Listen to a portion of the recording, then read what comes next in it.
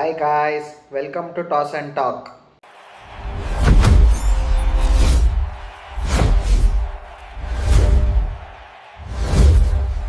Back to the channel. ನನ್ನ ಪ್ರೀತಿಯ ಜನರಿಗೆ ಯುಗಾದಿ ಹಬ್ಬದ ಶುಭಾಶಯಗಳು. ಪ್ರತಿಯೊಬ್ಬರಿಗೂ ಪ್ರತಿ ಒಂದು ಫ್ಯಾಮಿಲಿಗೂ ದೇವರು ಒಳ್ಳೇದು ಮಾಡಲಿ, ಎಲ್ಲರಿಗೂ ಆಯುಸ್ಸು ಆರೋಗ್ಯ ಎಲ್ಲದನ್ನೂ ಕೊಡಲಿ. ಈ ಹೊಸ ವರ್ಷದಿಂದ ಯಾರಾದರೂ ಏನಾದರೂ ಹೊಸ ಥರದ್ದು ಏನಾದರೂ ಶುರು ಮಾಡಬೇಕಂತ ಅಂದ್ಕೊಂಡಿದ್ರೆ ಅವ್ರಿಗೂ ದೇವರು ಎಲ್ಲದನ್ನೂ ಸಕ್ಸಸ್ ಮಾಡಲಿ. ಯುಗಾದಿ ಹಬ್ಬನ ಎಲ್ಲರೂ ಗ್ರ್ಯಾಂಡಾಗಿ ಆಚರಿಸಿ, ಕೆಲವೊಬ್ರು ಪಟಾಕಿನೂ ಹೊಡಿತಾರೆ. ಆ್ಯಂಡ್ ಊಟ ತಿಂಡಿ ಅಂತ ಬಂದಾಗ ಕೆಲವೊಬ್ಬರಿಗೆ ಸ್ವೀಟ್ಸ್ ಜಾಸ್ತಿ ಇಷ್ಟ ಇರುತ್ತೆ, ಖಾರ ಜಾಸ್ತಿ ಇಷ್ಟ ಇರುತ್ತೆ. ಸೊ ಬೇವು ಬೆಲ್ಲ ಅದನ್ನೂ ಎಲ್ಲರೂ ತಿಂದ್ಕೊಂಡು ಈಕ್ವಲ್ ಆಗಿ ಹಬ್ಬನ ಫುಲ್ ಗ್ರ್ಯಾಂಡಾಗಿ ಒಂದು ಮೆಮೊರೇಬಲ್ ಯುಗಾದಿನಾಗಿ ಎಲ್ಲರೂ ಸೆಲೆಬ್ರೇಟ್ ಮಾಡಿ. ಸೊ ಇವಾಗ ಈ ವಿಡಿಯೋಗೆ ವಾಪಸ್ ಬಂದ್ಬೇಡ. ಇವತ್ತು ಸ್ಕ್ವಾಡ್ ಪ್ರಿವ್ಯೂ ಮಾಡ್ತಾರೆ. ಟೀಮ್ ಬಂದುಬಿಟ್ಟು ಡೆಲ್ಲಿ ಕ್ಯಾಪಿಟಲ್ಸು. ಇವತ್ತು ಡೇ 7. ಇದಕ್ಕಿಂತ ಮುಂಚೆ ನಾನು ಆಲ್ರೆಡಿ 6 ಟೀಮ್ಸ್ದು ಸ್ಕ್ವಾಡ್ ಪ್ರಿವ್ಯೂ ಮಾಡಿದ್ದೀನಿ.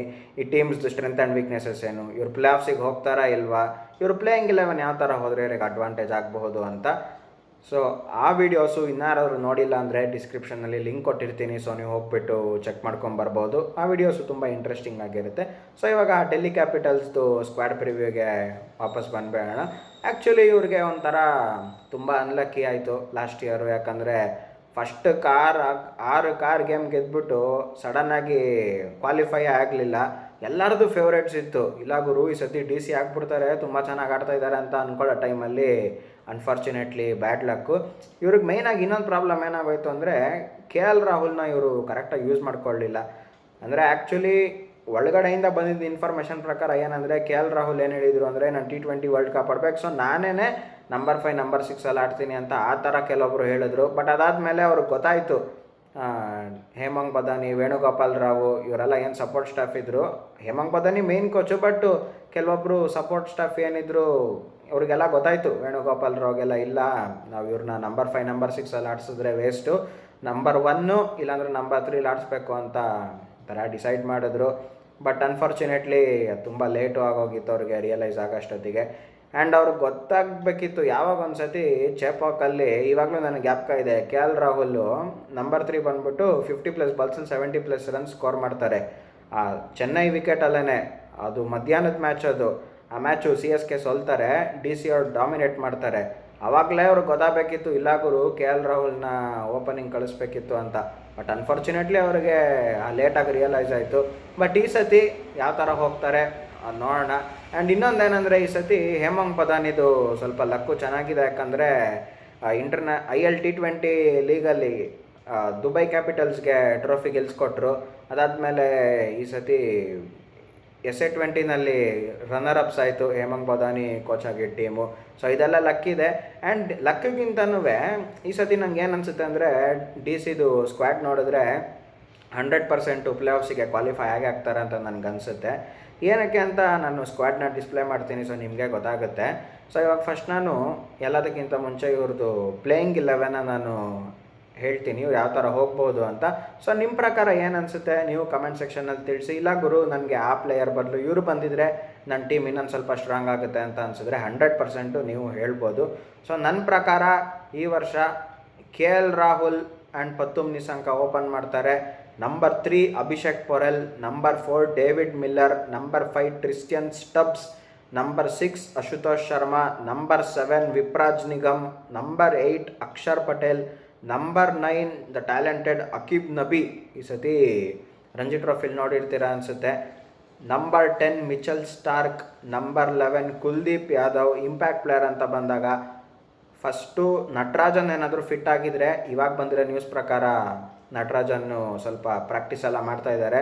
ಆ್ಯಂಡ್ ಅವ್ರು ಯಾರ್ಕರ್ಸ್ ಏನು ಮೊದಲು ಹಾಕ್ತಾಯಿದ್ರು ಅದು ಸ್ವಲ್ಪ ಮತ್ತೆ ಇಂಪ್ರೂವ್ ಆಗಿದೆ.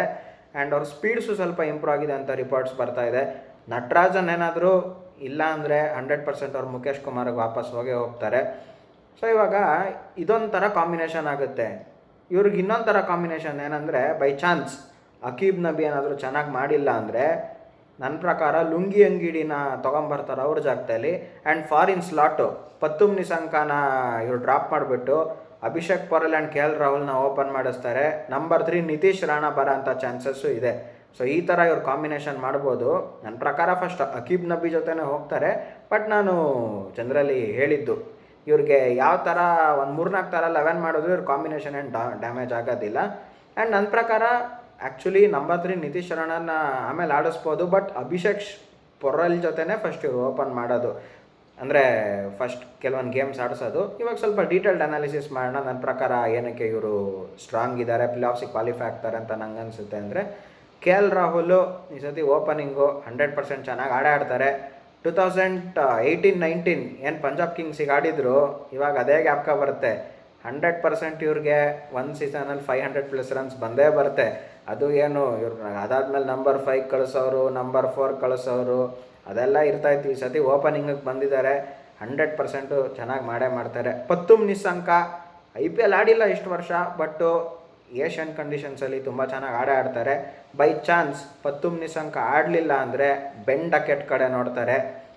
ಅದನ್ನು ಬಿಟ್ಬಿಟ್ಟು ಪೃಥ್ವಿ ಶಾ ಇವ್ರಿಗೆಲ್ಲ ಚಾನ್ಸು ಸಿಗೋದಿಲ್ಲ ಅನ್ಫಾರ್ಚುನೇಟ್ಲಿ. ಏನೋ ಮಾಡೋಕ್ಕಾಗಲ್ಲ, ಕೆಲವೊಬ್ರಿಗೆ ಅದೊಂಥರ ಬ್ಯಾಡ್ ಲಕ್ಕು. ಪತ್ತುಮ್ ನಿಸ್ಸಂಕ ಇಲ್ಲಾಂದರೆ ಬೆನ್ ಡಕೆಟ್ ಜೊತೆ ಹೋಗ್ತಾರೆ. ಅದಾದಮೇಲೆ ಅಭಿಷೇಕ್ ಪೊರೆಲ್ಲು, ಯಾಕಂದರೆ ಫ್ರಾಂಚೈಸಿ ಫೇವ್ರೇಟು ಅಭಿಷೇಕ್ ಪೊರೆಲ್. ಯಾಕಂದರೆ ನಿತೀಶ್ ರಾಣಾ ಬಂದರು ಅಂದ ತಕ್ಷಣವೇ ಹಂಗೆಲ್ಲ ಚಾನ್ಸ್ ಕೊಡೋದಿಲ್ಲ. ಡೆಲ್ಲಿ ಬಾಯ್ ಆಗಿರ್ಬೋದು, ಬಟ್ ಅಭಿಷೇಕ್ ಪೊರೆಲ್ಗೆ ಚಾನ್ಸ್ ಕೊಡ್ತಾರೆ. ಅಭಿಷೇಕ್ ಪೊರೆಲ್ ಏನಾದರೂ ಆಡಲಿಲ್ಲ ಅಂದರೆ, ಯಾಕಂದರೆ ನಾನು ಲಾಸ್ಟ್ ಇಯರ್ ಗಮನಿಸ್ತಾ ಇದ್ದೆ, ಒಂದು 2 ಇಯರ್ಸ್ ಬ್ಯಾಕಿಂದನೂ ಪವರ್ ಪ್ಲೇಲಿ ಆಡ್ತಾರೆ, ಬಟ್ ಅದಾದಮೇಲೆ ಅವ್ರಿಗೆ ಬೌಂಡ್ರೀಸ್ ಕ್ಲಿಯರ್ ಮಾಡೋಷ್ಟು ಪವರ್ ಇಲ್ಲ. ಬೇರೆ ಗ್ರೌಂಡ್ಸಿಗೆ ಹೋದರೂ ಸ್ವಲ್ಪ ಕಷ್ಟ ಆಗುತ್ತೆ. ಇವಾಗ ಡೆಲ್ಲಿ ಅಂತ ಬಂದಾಗ ಫಿರೋಜಾ ಕೋಟ್ಲಲ್ಲಿ ಹೆಂಗಂದರೆ ಗ್ರೌಂಡ್ ಸ್ವಲ್ಪ ಚಿಕ್ಕದು ಹೆಂಗೋ ಆಗುತ್ತೆ, ಬಟ್ಟು ಬೇರೆ ಟೈಮಲ್ಲಿ ಸ್ವಲ್ಪ ಕಷ್ಟಪಡ್ತಾರೆ. ಸೊ ನಿತೀಶ್ ರಾಣಾ ನೋಡ್ತಾರೆ ಇವ್ರು ನನ್ನ ಪ್ರಕಾರ. ಇಲ್ಲೂ ಅಷ್ಟೇ ಅವ್ರು ಬ್ಯಾಕಪ್ ಏನು ಕರುಣ್ ನಾಯರ್ ಇದ್ದಾರೆ, ಒಳಗೆ ಬರೋಕ್ಕಾಗಲ್ಲ ಅನ್ಫಾರ್ಚುನೇಟ್ಲಿ. ಅದಾದಮೇಲೆ ನಂಬರ್ 4 ಡೇವಿಡ್ ಮಿಲ್ಲರ್ ಬಗ್ಗೆ ಹೇಳ್ಬೇಕನ್ನೋ ನೆಸೆಸರಿ ಇಲ್ಲ. ಈ ಸತಿ ಚೆನ್ನಾಗಿ ಆಡಿದ್ರು, ಬಟ್ ಲಾಸ್ಟ್ ಟೈಮ್ IPL 1-2 ಇಯರ್ಸಿಂದ ಅಷ್ಟು ಚೆನ್ನಾಗಿ ಆಡಿಲ್ಲ. ಬಟ್ ಮಿಲ್ಲರ್ ದ ಕಿಲ್ಲರು, ಆ ಕಿಲ್ಲರ್ ಹೆಸರು ಯಾವತ್ತೂ ಅಳಿಸೋಗೋದಕ್ಕೆ ಬಿಡೋದಿಲ್ಲ. ಅದಾದಮೇಲೆ ಸ್ಟಬ್ಸ್ ನಂಬರ್ 5ಗೆ ಬರಬೇಕು. ಇವರೇನಾದರೂ ನಂಬರ್ 3 ಕಳಿಸ್ತೀನಿ ಅಂತೆಲ್ಲ ಮಾಡಿದ್ರೆ ಅನ್ಫಾರ್ಚುನೇಟ್ಲಿ ಕ್ರಿಕೆಟ್ ಸೌತ್ ಆಫ್ರಿಕಾ ಅದೇ ಮಾಡಿದ್ದು. ಇವ್ರೇನು ಮಾಡಿದ್ರು ಅಂದರೆ, ನಂಗೆ ಇವಾಗಲೂ ಕೆಲವೊಂದು ಹೇಳಕ್ಕೆ ಬೇಜಾರಾಗುತ್ತೆ. ಒಳ್ಳೆ ಪ್ಲೇಯರ್ ಸ್ಟಬ್ಸು, ನಂಬರ್ 5 ನಂಬರ್ 6ಅಲ್ಲಿ ತುಂಬ ಚೆನ್ನಾಗಿ ಆಡ್ತಾರೆ.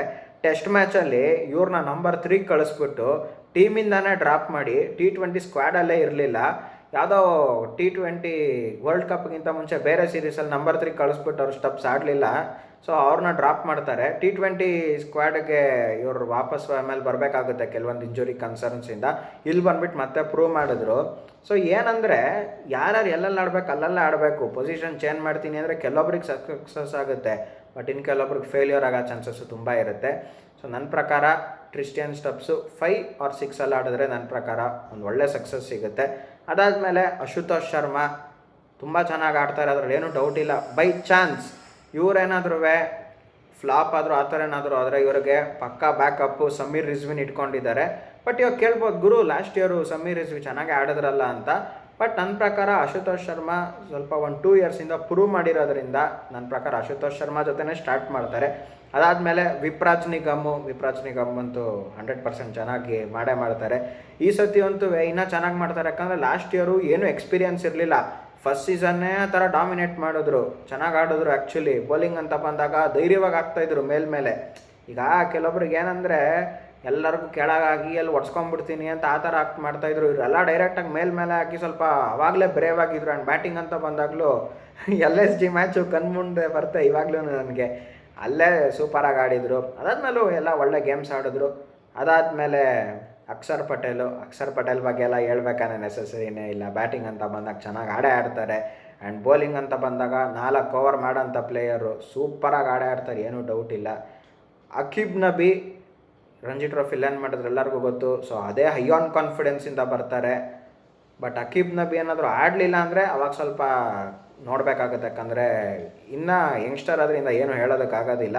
100 ಏನಾದರೂ ಚೆನ್ನಾಗಿ ಆಡಿದ್ರೆ 100% ನಮ್ಮ ಇಂಡಿಯನ್ಸ್ನ ಬ್ಯಾಕ್ ಮಾಡ್ತಾರೆ. ಅದಾದಮೇಲೆ ಸ್ಟಾರ್ಕ್ 100% ಚೆನ್ನಾಗಿ ಮಾಡ್ತಾರೆ, ಅದರಲ್ಲಿ ಏನೋ ಡೌಟ್ ಇಲ್ಲ. ಬೈ ಚಾನ್ಸು ಸ್ಟಾರ್ಕ್ ಏನಾದರೂ ಚೆನ್ನಾಗಿ ಆಡಲಿಲ್ಲ ಅಂದರೆ ಅವ್ರ ಬ್ಯಾಕಪ್ಗೆ ನನ್ನ ಪ್ರಕಾರ ಲುಂಗಿ ಎಂಗಿಡಿ ಇದ್ದಾರೆ, ಅವ್ರ ಬ್ಯಾಕಪ್ಗೆ ದುಷ್ಮಂತ ಚಮೀರಾ ಇದ್ದಾರೆ, ಅವ್ರ ಬ್ಯಾಕಪ್ಗೆ ಕೈಲ್ ಜೆಮಿಸನ್ ಇದ್ದಾರೆ. ಸೊ ನನ್ನ ಪ್ರಕಾರ ಸ್ಟಾರ್ಕಿಗೆ ನಾನು ಏನಕ್ಕೆ ಒಂದು 4-5 ಬ್ಯಾಕಪ್ ಹೇಳಿದೆ ಅಂದರೆ, ಇವ್ರು ಯಾವ ಥರ ಪ್ಲ್ಯಾನ್ ಮಾಡ್ತಾರೆ ಅಂದರೆ, ಸ್ಟಾರ್ಕ್ ಯಾವತ್ತಿದ್ರು ಇಂಜುರಿ ಪ್ಲೇಯರು.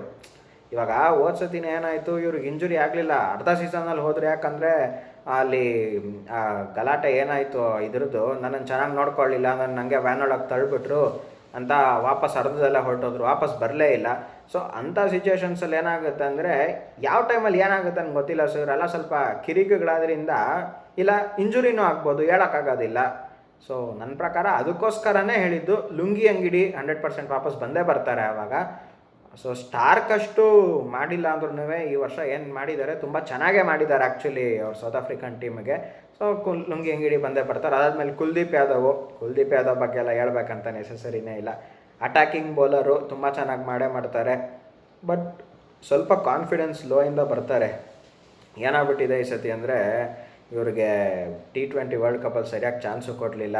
ಅಂದರೆ ಅವ್ರಿಗೆ ಗೊತ್ತು ಕಾಂಬಿನೇಷನ್ಸ್ ಆ ಥರ ಏನು ಮಾಡೋದಕ್ಕಾಗೋದಿಲ್ಲ ಅಂತ, ಒಂದು ಗೇಮ್ ಏನೋ ಸಿಕ್ತು ಅಷ್ಟೇ. ಬಟ್ಟು ಒಂದು ಮೈಂಡಲ್ಲಿ ಇದ್ದೇ ಇರುತ್ತೆ ನಾನು ಆಡ್ಬೋದಿತ್ತು ಅಂತ. ಸೊ ಆ ಥರ ಕಾನ್ಫಿಡೆನ್ಸ್ ಏನಾದರೂ ಎಫೆಕ್ಟ್ ಆಗಿದ್ರೆ ಸ್ವಲ್ಪ 1-2 ಗೇಮ್ ಕಷ್ಟಪಡ್ತಾರೆ. ಅದು ಬಿಟ್ಟರೆ ಕುಲ್ದೀಪ್ ಯಾದವ್ ಬಗ್ಗೆ ನೆಸಸರಿ ಇಲ್ಲವೇ ಇಲ್ಲ. ನೆಕ್ಸ್ಟು ಅದಾದಮೇಲೆ ಇಂಪ್ಯಾಕ್ಟ್ ಪ್ಲೇಯರ್ಸ್ ಅಂತ ಬಂದಾಗ ನಟರಾಜನ್ ಫಿಟ್ ಆಗಿದ್ದಾರೆ ಅನಿಸುತ್ತೆ ನನ್ನ ಪ್ರಕಾರ. ಅದೇ ಸ್ಟಾರ್ಟಿಂಗಲ್ಲಿ ಅಪ್ಡೇಟ್ ಹೇಳಿದ್ನಲ್ಲ, ಸೊ ನಟರಾಜನ್ನ ಆಡಿಸ್ತಾರೆ, ಯಾರ್ಕರ್ಸ್ ಎಲ್ಲ ಹಾಕಿಸಿ ಎಲ್ಲ ರೆಡಿ ಮಾಡಿಸ್ತಾರೆ. ಯಾಕಂದರೆ ಹೇಮಾಂಗ್ ಬದಾನಿ ಈ ಸತಿ ಎಲ್ಲ ಡಿಫ್ರೆಂಟ್ ಪ್ಲ್ಯಾನ್ಸ್ ಕಡೆ ಹೋಗಿರೋದ್ರಿಂದ. ಆ್ಯಂಡ್ ಇನ್ನೊಂದೇನೆಂದರೆ ನನಗೆ ಬಂದಿರೋ ಅಪ್ಡೇಟ್ ಪ್ರಕಾರ ಅದು 100 ಲೀಗ್ ಇವಾಗ ನಡೀತಿದೆಯಲ್ಲ, ಈ ವರ್ಷ ಹೇಮಾಂಗ್ ಬದಾನಿನ ಯಾವುದೋ ಒಂದು ಟೀಮ್ಗೆ ಹೆಡ್ ಕೋಚಾಗಿ ಕರೆದಿದ್ದಾರೆ.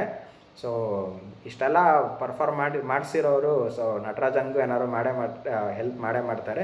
ಆ್ಯಂಡ್ ಇನ್ನೊಂದೇನೆಂದ್ರೆ ನನ್ನ ಪ್ರಕಾರ ನಟರಾಜನ್ ಕೈಲಿ ಆಗಲಿಲ್ಲ ಅಂದರೆ ಮುಖೇಶ್ ಕುಮಾರ್ ಚೆನ್ನಾಗಿ ಮಾಡ್ತಾರೆ. ಬಟ್ ಡೆತ್ ಅಂತ ಬಂದಾಗ ಏನಾಗುತ್ತೆ ಅದನ್ನು ನೋಡಬೇಕು. ತುಂಬ ಸ್ಟ್ರಗಲ್ ಮಾಡಿದ್ದಾರೆ. ಲಾಸ್ಟ್ ಟೈಮು ಇವರಿಂದನೇ ಕೆಲವೊಂದು ಗೇಮ್ಸ್ ಸೋತರು ಅನ್ಫಾರ್ಚುನೇಟ್ಲಿ. ಸೊ ಈ ಸತಿ ಯಾವ ಥರ ಆಗ್ತಾರೆ ಗೊತ್ತಿಲ್ಲ. ಸೊ ನನ್ನ ಪ್ರಕಾರ ಓವರಾಲ್ ಈ ಸ್ಕ್ವಾಡ್ ನೋಡಿದ್ರೆ ಎಲ್ಲ ಬ್ಯಾಲೆನ್ಸ್ ಇದೆ. ಓಪನಿಂಗ್ ಇರ್ಬೋದು, ಮಿಡಲ್ ಆರ್ಡರ್ ಇರ್ಬೋದು, ಫಿನಿಷರ್ಸ್ ಇರ್ಬೋದು.